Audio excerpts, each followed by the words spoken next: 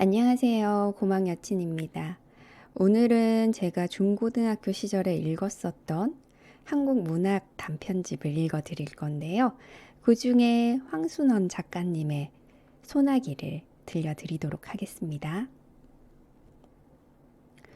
소녀는 개울가에서 소녀를 보자 곧 윤 출신의 증손녀 딸이라는 걸 알 수 있었다. 소녀는 개울에 손을 잠그고 물장난을 하고 있는 것이다. 서울서는 이런 개울물을 보지 못하기나 한 듯이. 벌써 며칠째 소녀는 학교서 돌아오는 길에 물장난이었다. 그런데 어제까지는 개울 기슭에서 하더니 오늘은 징검다리 한가운데 앉아서 하고 있다. 소녀는 개울뚝에 앉아버렸다. 소녀가 비키기를 기다리자는 것이다. 요행 지나가는 사람이 있어 소녀가 길을 비켜주었다. 다음 날은 좀 늦게 개울가로 나왔다. 이날은 소녀가 징검다리 한가운데 앉아 세수를 하고 있었다. 분홍 스웨터 소매를 걷어올린 팔과 목덜미가 마냥 휘었다. 한참 세수를 하고 나더니 이번에는 물속을 빤히 들여다본다. 얼굴이라도 비추어 보는 것이리라. 갑자기 물을 움켜낸다. 고기 새끼라도 지나가듯. 소녀는 소년이 개울뚝에 앉아있는 걸 아는지 모르는지 그냥 날쌔게 물만 움켜낸다. 그러나 번번이 허탕이다. 그래도 재미있는 양 자꾸 물만 움킨다. 어제처럼 개울을 건너는 사람이 있어야 길을 비킬 모양이다. 그러다가 소녀가 물속에서 무엇을 하나 집어낸다. 하얀 조약돌이었다. 그러고는 훌쩍 일어나 팔짝팔짝 징검다리를 뛰어 건너간다. 다 건너가더니 획 이리로 돌아서며 이 바보! 조약돌이 날아왔다. 소녀는 저도 모르게 벌떡 일어섰다. 단발머리를 나풀거리며 소녀가 막 달린다. 갈밭 사이길로 들어섰다. 뒤에는 청량한 가을 햇살 아래 빛나는 갈꽃뿐. 이제 저쯤 갈밭머리로 소녀가 나타나리라. 꽤 오랜 시간이 지났다고 생각됐다. 그런데도 소녀는 나타나지 않았다. 발돋움을 했다. 그러고도 상당한 시간이 지났다고 생각됐다. 저쪽 갈밭머리에 갈꽃이 한 움큼 움직였다. 소녀가 갈꽃을 안고 있었다. 그리고 이제는 천천한 걸음이었다. 유난히 맑은 가을 햇살이 소녀의 갈꽃머리에서 반짝거렸다. 소녀 아닌 갈꽃이 들길을 걸어가는 것만 같았다. 소녀는 이 갈꽃이 아주 배지 않게 되기까지 그대로 서 있었다. 문득 소녀가 던진 조약돌을 내려다 보았다. 물기가 거쳐 있었다. 소녀는 조약돌을 집어 주머니에 넣었다. 다음 날부터 좀 더 늦게 개울가로 나왔다. 소녀의 그림자가 배지 않았다. 다행이었다. 그러나 이상한 일이었다. 소녀의 그림자가 배지 않는 날이 계속될수록 소년의 한구석 마음에는 어딘가 허전함이 자리 잡는 것이었다. 주머니 속 조약돌을 주무르는 버릇이 생겼다.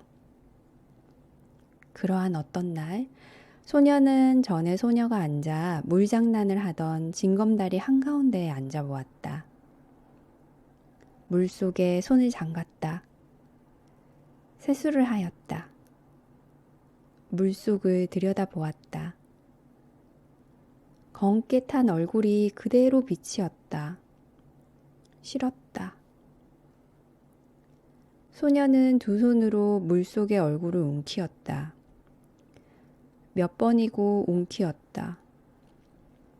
그러다가 깜짝 놀라 일어나고 말았다. 소녀가 이리 건너오고 있지 않느냐? 숨어서 내가 하는 꼴을 엿보고 있었구나.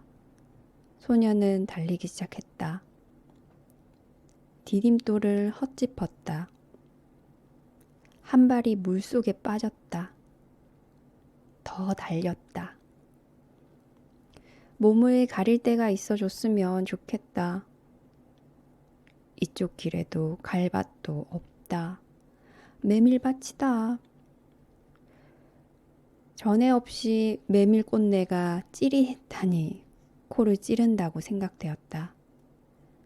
미간이 아찔했다. 찝찝한 액체가 입술에 흘러들었다. 코피였다.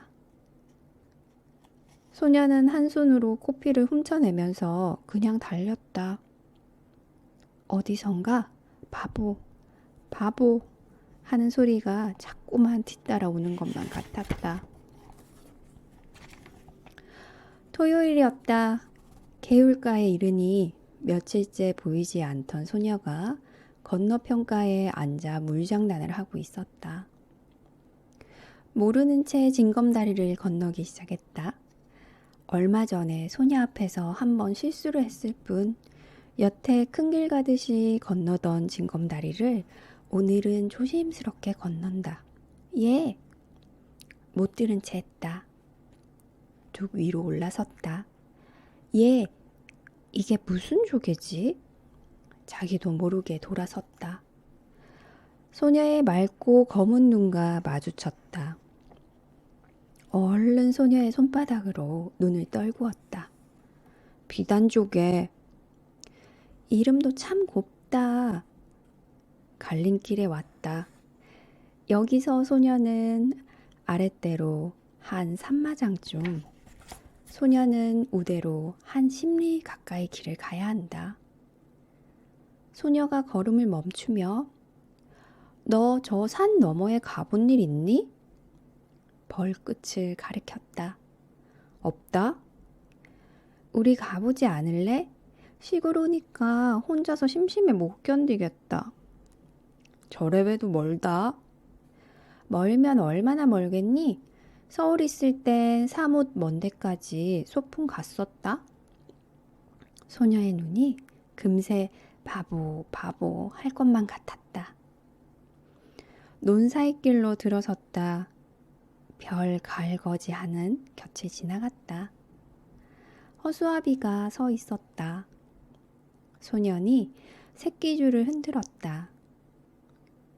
참새가 몇 마리 날아간다. 참, 오늘은 일찍 집으로 돌아가 텄논의 참새를 봐야 할걸 하는 생각이 든다. 아, 재밌다. 소녀가 허수아비 줄을 잡더니 흔들어 댄다. 허수아비가 대고 우쭐거리며 춤을 춘다. 소녀의 왼쪽 볼에 살포시 보조개가 패었다. 저만치 허수아비가 또 서 있다. 소녀가 그리로 달려간다. 그 뒤를 소년도 달렸다. 오늘 같은 날은 일찌감치 집으로 돌아가 집안일을 도와야 한다는 생각을 잊어버리기라도 하려듯이. 소녀의 곁을 스쳐 그냥 달린다. 메뚜기가 따끔따끔 얼굴에 와 부딪힌다. 쪽빛으로 한껏 깬 가을 하늘이 소년의 눈앞에서 맴을 돈다. 어지럽다. 저놈의 독수리, 저놈의 독수리, 저놈의 독수리가 맴을 돌고 있기 때문이다. 돌아다 보니 소녀는 지금 자기가 지나쳐온 허수아비를 흔들고 있다. 좀 전 허수아비보다 더 우쭐거린다. 논이 끝난 곳에 도랑이 하나 있었다. 소녀가 먼저 뛰어 건넜다. 거기서부터 산 밑까지는 밭이었다. 수숫단을 세워놓은 밭머리를 지났다. 저게 뭐니? 원두막. 여기 참외 맛있니? 그럼 참외 맛도 좋지만 수박 맛은 더 좋다. 하나 먹어봤으면. 소년이 참외 그루에 심은 무밭으로 들어가 무 두 밑을 뽑아왔다. 아직 밑이 덜 들어 있었다. 입을 비틀어 팽개친 후 소녀에게 한 밑 건넨다. 그러고는 이렇게 먹어야 한다는 듯이 먼저 대강이를 한 입 베물어낸 다음 손톱으로 한 도리 껍질을 벗겨 우적 깨문다. 소녀도 따라했다. 그러나 새 입도 못 먹고 아 맵구치려 하며 집어 던지고 만다. 참 맛없어 못 먹겠다.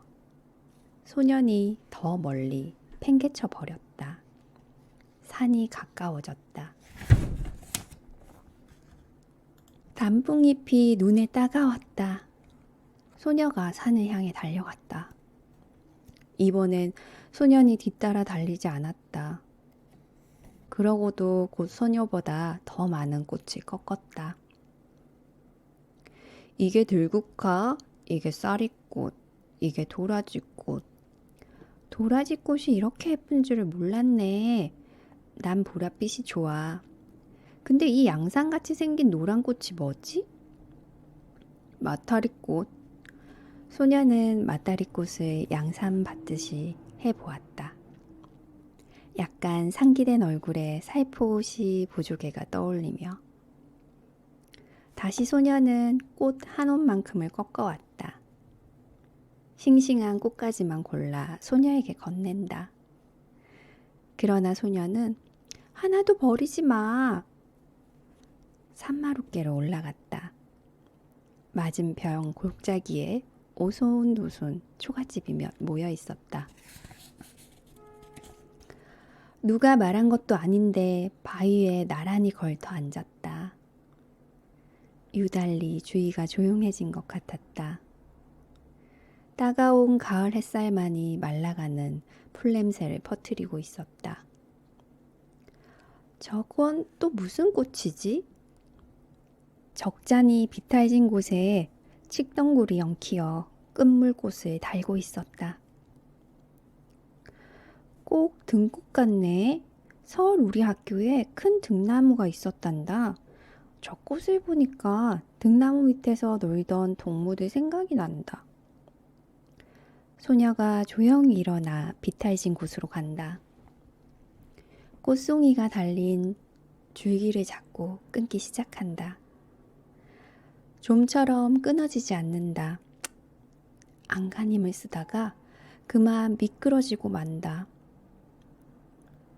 칡덩굴을 그려쥐었다.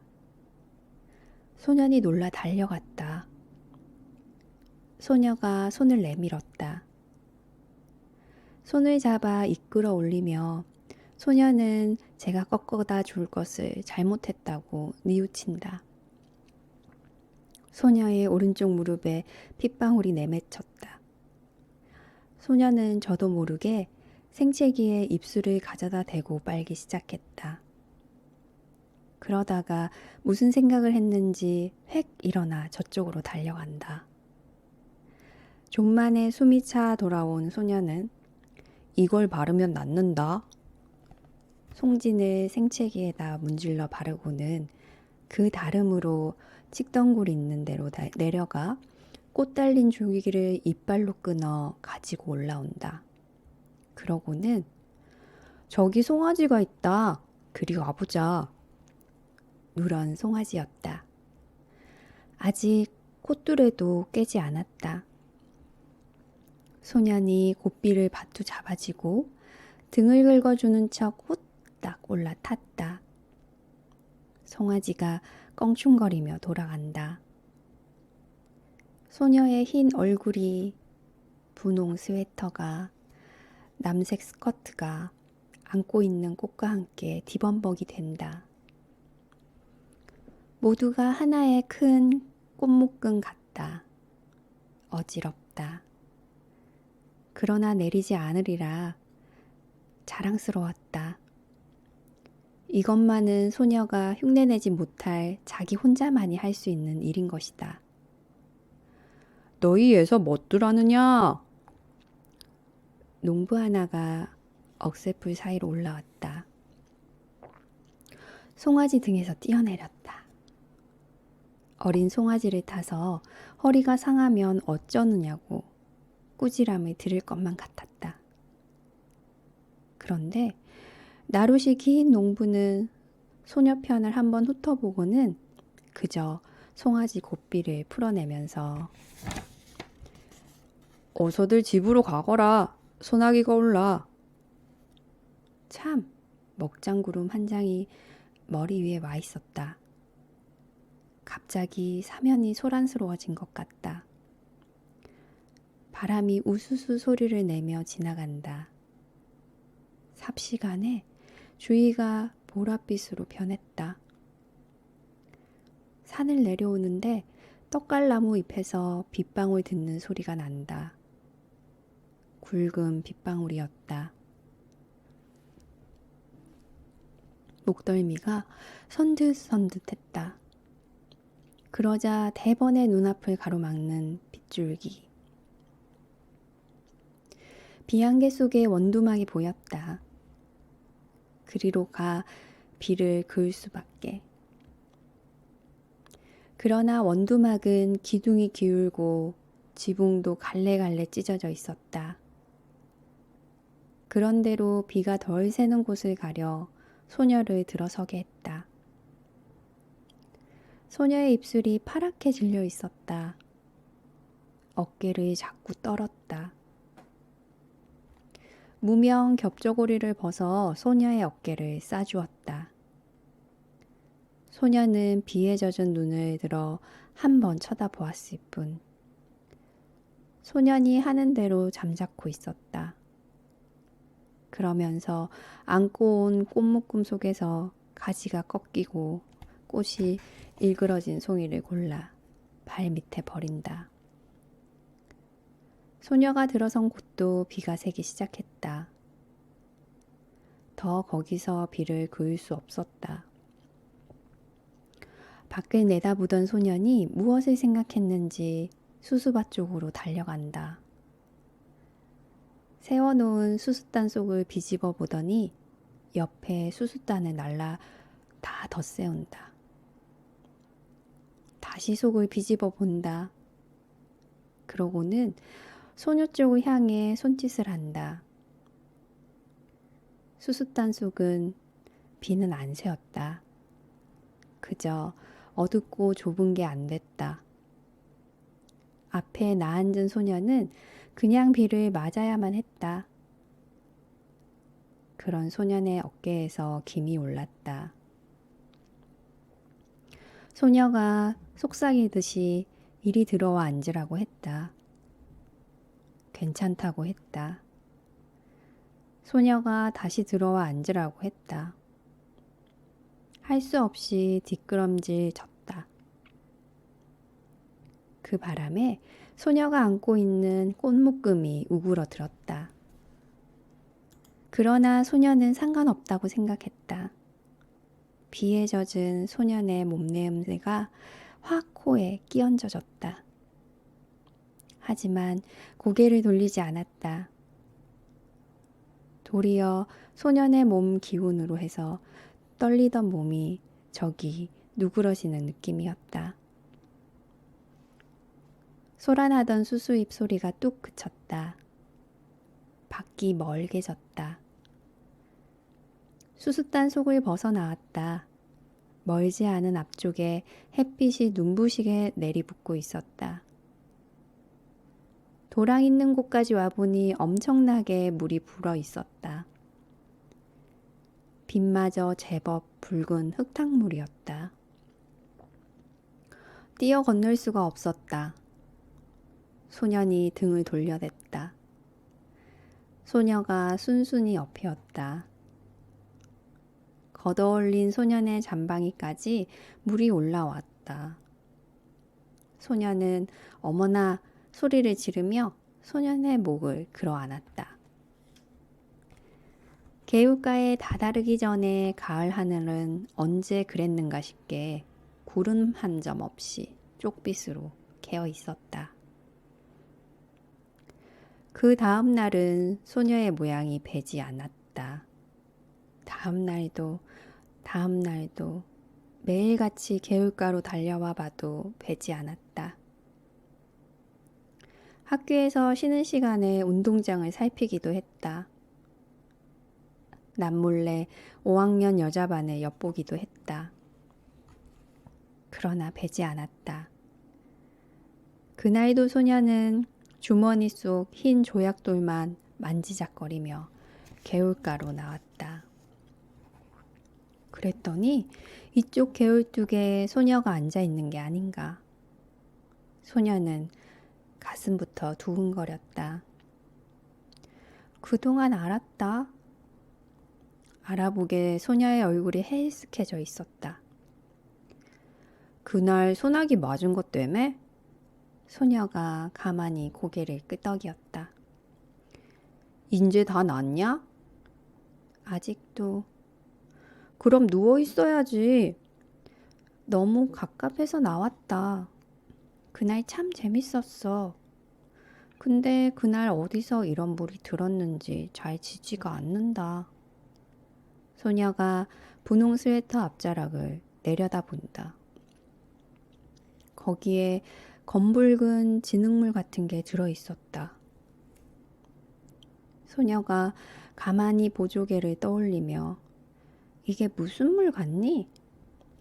소녀는 스웨터 앞자락만 바라보고 있었다. 내 생각해냈다. 그날 도랑 건널 때 내가 엎인 일 있지? 그때 내 등에서 옮은 물이다. 소녀는 얼굴이 확 달아오름을 느꼈다. 갈림길에서 소녀는 저 오늘 아침에 우리 집에서 대추를 땄다. 내일 제사 지내려고. 대추 한 줌을 내어준다. 소녀는 주춤한다. 맛봐라. 우리 증조 할아버지가 심었다는데 아주 달다. 소녀는 두 손을 오그려 내밀며 참 알도 굵다. 그리고 우리 이번에 제사 지내고 나서 좀 이따 집을 내주게 됐다. 소녀는 소녀네가 이사에 오기 전에 벌써 어른들의 이야기를 들어서 윤초 씨 손자가 서울서 사업에 실패해가지고 고향에 돌아오지 않을 수 없게 됐다는 걸 알고 있었다. 그것이 이번에는 고향집마저 남의 손에 넘기게 된 모양이었다. 왜 그런지 난 이사 가는 게 싫어졌다. 어른들이 하는 일이니 어쩔 수 없지만.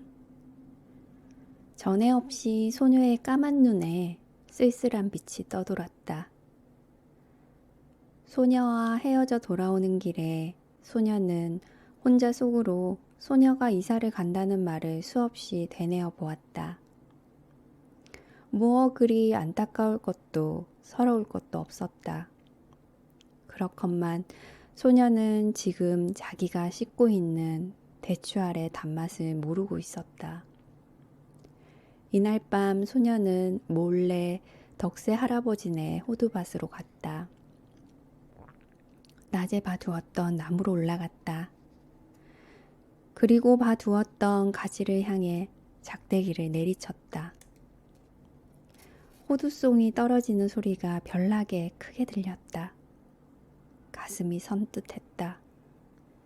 그러나 다음 순간 굵은 호두야 많이 떨어져라, 많이 떨어져라. 저도 모를 힘에 이끌려 마구 작대기를 내리치는 것이었다. 돌아오는 길에는 열이틀 다리 지우는 그늘만 골라 짚었다. 그늘의 고마움을 처음 느꼈다. 불룩한 주머니를 어루만졌다. 호두송이를 맨손으로 깠다가는 몸이 오르기 쉽다는 말 같은 건 아무렇지도 않았다. 그저 근동에서 제일 가는 이 덕세 할아버지네 호두를 어서 소녀에게 맛보여야 한다는 생각만이 앞섰다. 그러다 아차 하는 생각이 들었다. 소녀더러 병이 좀 낫거들랑 이사 가기 전에 한번 개울가로 나와달라는 말을 못해둔 곳이었다. 바보 같은 것, 바보 같은 것. 이튿날 소년이 학교에서 돌아오니 아버지가 나들이 옷으로 갈아입고 닭 한 마리를 안고 있었다. 어디 가시느냐고 물었다. 그 말에는 대꾸도 없이 아버지는 안고 있는 닭의 무게를 겨냥해 보면서 이만하면 될까? 어머니가 망태기를 내주며 벌써 며칠째 갸알갸알하고 알 낳을 자리를 보던데요. 크지 않아도 살은 쪘을 거예요. 소년이 이번에는 어머니한테 아버지가 어디 가시느냐고 물어보았다. 저 서당골 윤초시 댁에 가신다. 제사상에라도 놓으시라고. 그럼 큰 놈으로 하나 가져가지. 저 얼룩 수탉으로. 이 말에 아버지는 허허 웃고 나서 임마 그래도 이게 실속이 있다. 소녀는 공연히 열적어 책보를 집어 던지고는 외양간으로 가 소잔등을 한번 철썩 갈겼다. 쇠팔이라도 잡는 척. 개울물은 날로 여물어 갔다. 소녀는 갈림길에서 아래쪽으로 가보았다. 갈반머리에서 바라보는 서당골 마을은 쪽빛 하늘 아래 한결 가까워 보였다. 어른들의 말이 내일 소년애가 양평읍으로 이사 간다는 것이었다. 거기 가서는 조그마한 가게방을 보게 되리라는 것이었다. 소년은 저도 모르게 주머니 속 호두알을 만지작거리며 한 손으로는 수없이 갈 곳을 휘어 꺾고 있었다. 그날 밤 소년은 자리에 누워서도 같은 생각뿐이었다. 내일 소년애가 이사하는 걸 가보나 어쩌나. 가면 소녀를 보게 될까 어떨까. 그러다가 까무룩 잠이 들었는가 하는데 참 세상 일도. 마을 갔던 아버지가 언제 돌아왔는지 윤초시 댁도 말이 아니여. 그 많던 전답을 다 팔아버리고 대대로 살아오던 집마저 남의 손에 넘기더니 또 악상꺼지 당하는 걸 보면. 난포불 밑에서 바느질감을 안고 있던 어머니가 증손이라곤 계집애 그 애 하나뿐이었죠? 그렇지. 사내에 둘 있든 그건 어려서 읽고 어쩌면 그렇게 자식복이 없을까? 글쎄 말이지.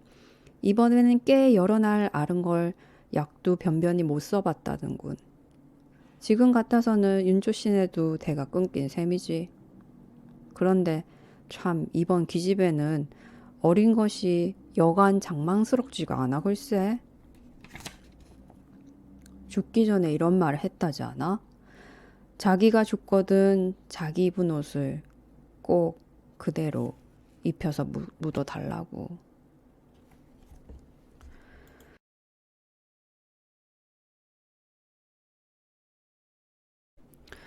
글쎄 말이지. 이번엔 꽤 여러 날 앓은 걸 약도 변변히 못 써봤다더군. 지금 같아서는 윤초씨네도 대가 끊긴 셈이지. 그런데 참 이번 기집애는 어린 것이 여간 잔망스럽지가 않아. 글쎄 죽기 전에 이런 말을 했다지 않아? 자기가 죽거든 자기 입은 옷을 꼭 그대로 입혀서 묻어달라고.